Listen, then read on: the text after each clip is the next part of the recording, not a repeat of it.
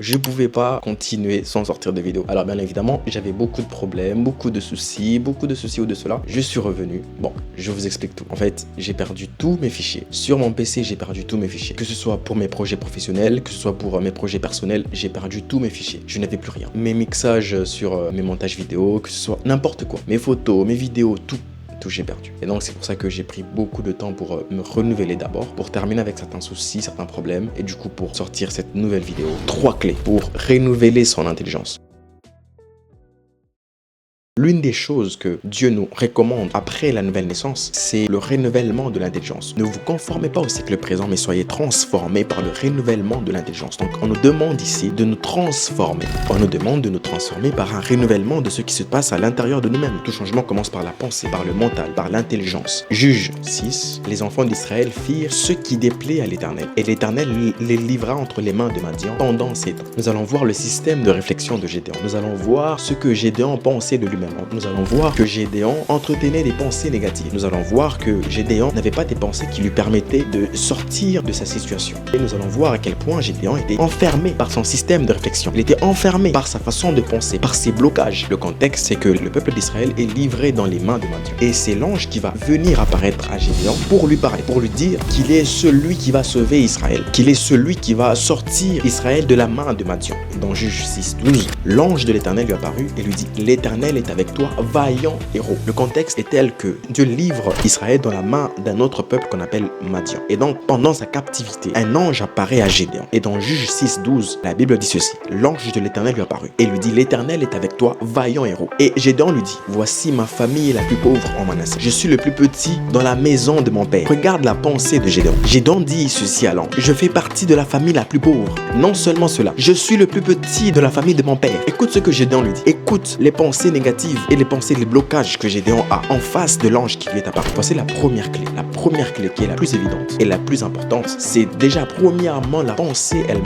La pensée elle-même te permet de modifier ta façon de penser. La pensée est la base du changement. Elle est la base de tout changement. La pensée est la matrice du monde physique. Tous les actes que nous posons au quotidien sont initiés par la pensée. Tout ce que je fais, tout ce que j'entreprends, je l'ai d'abord pensé. Donc pour changer mon extérieur, je dois d'abord changer mon intérieur, ma façon de penser. Le pasteur Ivan Castano l'appelle la règle PDPD. Pourri dedans, pourri dehors, ou propre dedans, propre dehors. On l'appelle aussi la loi de correspondance. Ce que tu penses à l'intérieur de toi est le résultat que tu vas recevoir. Ce que tu vas penser en toi, c'est ce que tu vas recevoir. J'en ai fait réellement l'expérience. Les pensées négatives que j'avais entretenées ou occasionné les choses qui m'arrivaient à l'extérieur, je faisais l'expérience de ce que je concevais à l'intérieur. Mes pensées négatives ou mes craintes, mes peurs arrivaient dans la vie réelle parce que j'avais d'abord constitué cela dans ma pensée. Parce que nous devons le savoir, le monde physique dans Hébreu vient du monde spirituel. C'est par la foi que nous reconnaissons que le monde physique vient de l'invisible. Par la foi que nous reconnaissons que les choses visibles ont été tirées de l'invisible. En réalité, je suis un esprit. Nous croyons que l'intérieur de moi est ma vraie nature. Nous croyons que le vrai chrétien ou le vrai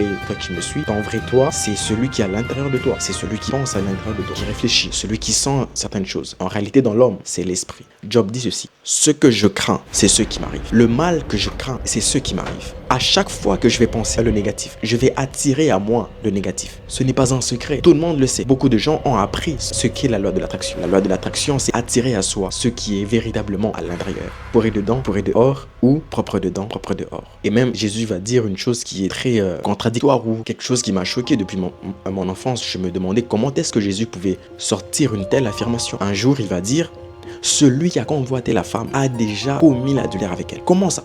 Mais c'est dans mes pensées, j'ai pas passé à l'action. Qu'est-ce que cela veut dire? Cela tout simplement veut dire que la pensée et l'action sont étroitement liées. Ce n'est pas pour rien qu'on nous recommande de nous transformer par le renouvellement de l'intelligence. Parce que nos actes sont liés à la pensée. Nos actes sont liés à ce que nous pensons. Et nous devenons ce que nous pensons. Et c'est ça le plus pire, que nous devenons ce que nous pensons. Gédéon était juste en train de penser qu'il était le plus pauvre de sa famille, de Manassé, de sa région. Il était le plus pauvre de Manassé. Je suis le plus petit de la famille de mon père. Et donc, il avait tellement des blocages et des pensées négatives qui ne le permettaient pas d'entretenir ou bien d'interagir ou bien d'avoir des actions positives dans la vie. Nos pensées nous poussent à avoir des actions. Soit des actions qui vont être positives et changer certaines choses dans la vie, soit des actions négatives qui vont nous bloquer. Avec le peu de choses que je viens de citer, les peu d'illustrations que j'ai citées, nous pouvons comprendre, si nous voulons être ancrés en Christ, nous devons changer notre façon de penser, changer notre système de réflexion et de raisonnement. Parce que tout commence par la pensée. Si tu penses que tu ne pourras jamais y arriver, tu n'y arriveras jamais. La foi est cette capacité de penser, d'avoir une image et d'imaginer et de croire en ce que tu vois dans ton intellect, dans ton imaginer ce qui peut ne pas être réel, mais qui va se matérialiser parce que tu y as cru. La foi est la seule chose que nous avons pour imaginer les choses que nous n'avons pas encore. Et il y a une chose dans cette histoire qui est aussi très pertinente et très importante à comprendre, c'est que nous voyons ici que Dieu n'est pas responsable de nos pensées. L'ange est apparu à Gédéon et lui a dit: l'Éternel est avec toi, vaillant héros. Pendant tout ce temps, Gédéon ne pensait pas à ça de lui-même. C'est quand l'ange lui apparaît et lui dit: tu es un vaillant héros. Il a commencé à changer son esprit. Donc voilà la première chose que nous pouvons apprendre. Changer notre pensée en fonction de la parole de Dieu. Comment changer notre pensée en fonction de la parole de Dieu? Qu'est-ce que la parole de Dieu dit de toi? Qu'est-ce que la parole dit de toi? Dit que tu es. Qu'est-ce que la Bible dit de toi? Qu'est-ce que la création dit de toi? Qu'est-ce que Dieu dit de toi? Qu'est-ce que l'Éternel te dit? Voilà ce que Dieu me dit lorsque je suis malade. Que par ses meurtrissures, je suis guéri. Je répète encore une fois, Dieu n'est pas responsable de ce que je pense et de ce que tu penses. Et la Bible dit ceci: de la même manière que la terre est éloignée du ciel, de la même manière nos pensées sont éloignées des pensées de Dieu. Comment? La distance qu'il y a entre la terre et le ciel. Est-ce que tu vois un peu cette distance? C'est la même distance qu'il y a entre mes pensées, nos pensées, les pensées des hommes et la pensée de Dieu. Dieu n'est pas responsable de ce que tu penses. Il n'est pas le propriétaire de tes pensées. C'est peut-être fort ou bien faux ce que je dis. Gédéon, pendant tout ce temps, il pensait qu'il était pauvre. Sa réalité a commencé à faire de lui qui il est. Donc, sa situation, son problème est devenu son identité. Comment? Écoute-moi. Dans la Bible aussi, on parle de quelqu'un tellement son problème a pris de la place qu'on a commencé à appeler cette personne par son problème. Le problème est tellement aggravé qu'on a commencé à appeler cette personne par le nom de son problème. La femme qui avait la perte de sang, le boiteux, le colérique. Parfois, on nous appelle par nos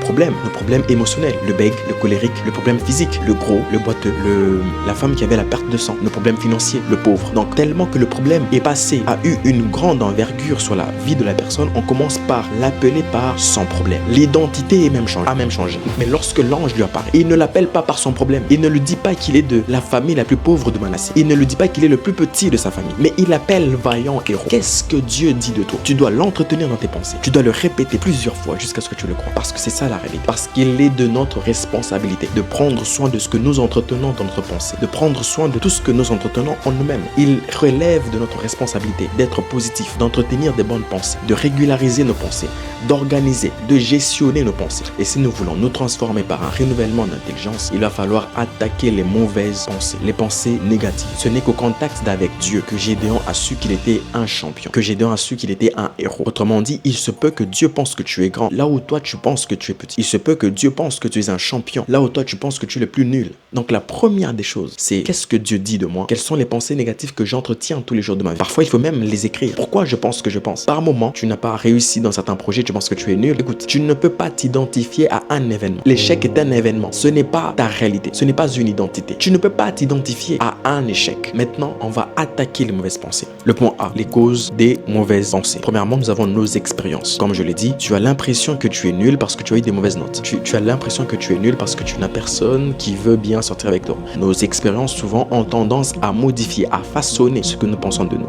Nous ne sommes pas des échecs parce que les échecs sont des événements. Ce n'est pas parce que tu as échoué aujourd'hui que tu es nul. Ce n'est pas parce que tu as rompu hier que tu es incapable de sortir avec une personne, incapable d'avoir une bonne relation. Nous sommes tous en train d'apprendre la vie. Sache que personne ne sait qu'est-ce qu'il faut faire dans la vie. Nous sommes tous en train d'apprendre. Notre environnement aussi, qui se relie du coup à nos expériences. C'est un point, ce deuxième point il est très lié au premier point. Suite à nos expériences, notre environnement est au courant de ce qui se passe dans notre vie et donc forcément nous avons toujours tendance à nous identifier par rapport à notre environnement. Ce sont des choses qui sont très pertinentes ce que je dis parce que premièrement, je me suis même rendu compte que même moi, j'essaye d'avoir des bonnes pensées. Le problème c'est qu'on nous a appris à avoir des mauvaises pensées. On nous a appris à avoir peur. On nous a appris à avoir peur tous les jours. Notre environnement a tendance à nous appeler en fonction de nos problèmes. La femme qui avait la perte de sang vous a-t-on appelé par votre handicap émotionnel, le bègue, le colérique, le jaloux, par votre handicap physique, le boiteux, par votre maladie, la femme qui avait la perte de sang, par votre problème financier, le pauvre. Notre environnement a tendance à nous appeler en fonction de nos expériences, en fonction de nos problèmes, en fonction de nos échecs, parce qu'on nous appelle souvent par nos problèmes, parce qu'on nous appelle souvent par nos échecs, par nos défaites, par nos erreurs. Et tu dis Abraham, quitte la maison de ton père, quitte ton lieu d'habitation, vers le lieu que je t'indiquerai. Parce que par moment, ce qui nous empêche de réussir, c'est notre environnement. Et quelqu'un a dit, tu es la moyenne des 5 personnes qui t'entourent.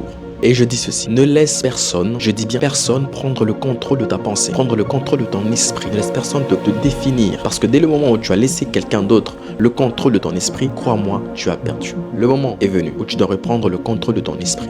Je n'ai même pas le temps de finir cette vidéo parce qu'elle est trop longue. Et donc nous concluons en disant ceci, tu es ce que tu penses. Ce que tu penses sera le résultat de ce que tu auras dans ta vie. Tu as ce que tu penses et tu es ce que tu penses. Ne laisse personne te dire qui tu n'es pas et qui tu es. Ne laisse personne prendre le contrôle de ton esprit parce que dès le moment moment où tu as donné à quelqu'un ton esprit, le contrôle de ton esprit, crois-moi, tu as perdu. Parce que Dieu nous appelle à renouveler notre intelligence. Et si tu ne renouvelles pas ton intelligence, ta façon de penser, crois-moi, tu seras toujours à l'emprise du mal. Tu seras toujours à l'emprise de la négativité. Tu dois contrôler ce que tu penses si tu veux réellement continuer ta marche avec Dieu.